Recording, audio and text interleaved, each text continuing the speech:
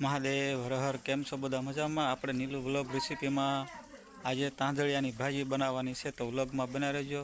Video ગમે like, share અને subscribe કરજો. આવા નવા રેસીપીના વિડીયો જોવા માટે અમારી ચેનલને સબસ્ક્રાઈબ કરજો. ભાજી આપણે પાણી નાખી દઈ ધોવા માટે.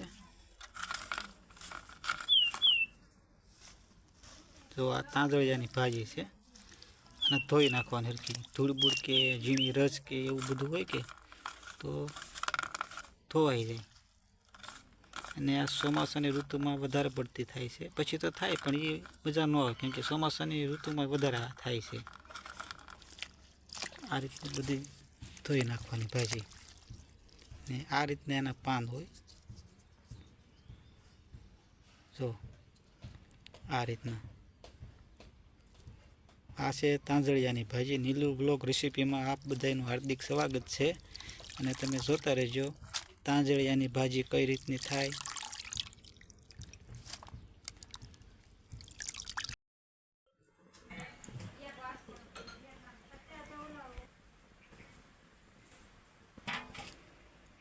દેશી ચૂલે ભાજી કાથરતમાં કાઢી લીધી. ધોઈને લાવ્યા પછી પાછી ધોઈ નાખવાની. 2 વખત પાણીમાં ધોવી પડે ભાજીને.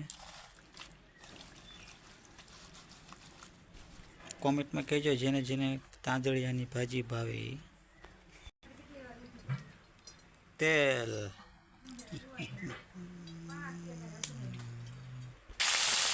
લસણ નાખી દઈએ આપણે.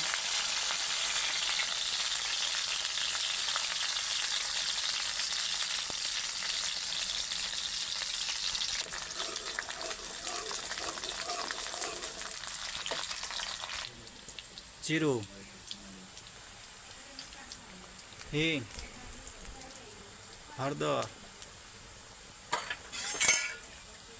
હવે આપણે ભાજી નાખી દઈએ તાંદળિયાની.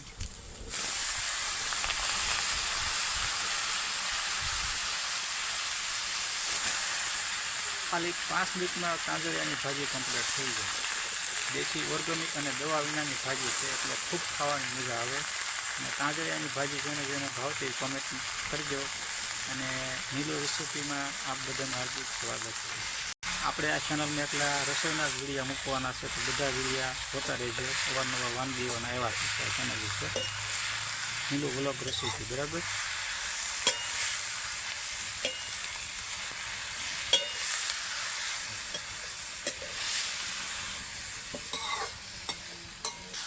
હવે થોડીક વાર પાકવા દઈ.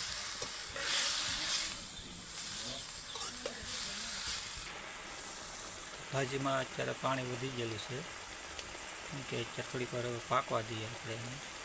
તો આ રીતની પાકવા દેવાનું. કઈ રીતની ભાજી બને એ સંપૂર્ણ વિડીયો તમને જોવા મળશે.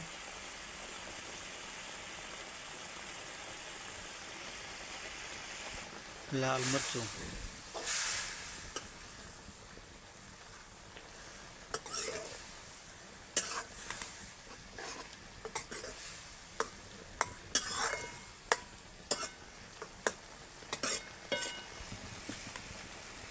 સ્વાદ પ્રમાણે મીઠું અને લાલ મરચું નાખી દીધું છે. હવે થોડી વાર પાકવા દઈએ એને દેશી ચૂલા ઉપર. જોવો તમે તાપ ભાઈ પણ કેમ થાય. જો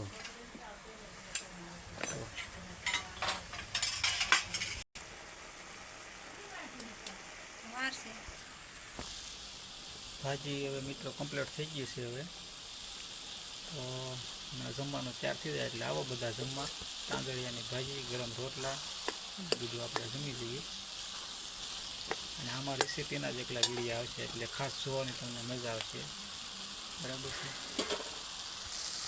ધાણા જીરું મિક્સ કરી નાખીશું. ભાજી તો મિત્રો કિલો જેટલી હતી, પણ આ શું છે ગળી જાય કે એટલે થોડીક જ લાગે. હવે ઉતારી લઈએ આપણે. તાંદળિયાની ભાજી, છાશ, વઘારેલા ભાત, કેરીનું અથાણું, લાડવા, સેવલી, રોટલા, બટેટાનું શાક, ડુંગળીનો સલાડ. તો બધા હાલો હવે જમવા. હવે જમી લઈએ આપણે. વિડીયો ગમે તો લાઈક, શેર અને સબસ્ક્રાઈબ કરજો.